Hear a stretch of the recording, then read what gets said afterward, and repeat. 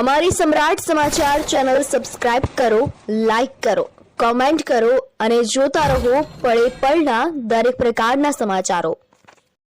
તળાજા શહેરના જાહેર માર્ગો ઉપર આડેધડ થતા વાહન પાર્કિંગને લઈને વાહન ચાલકો ત્રાહિમામ પોકારી ઉઠ્યા છે।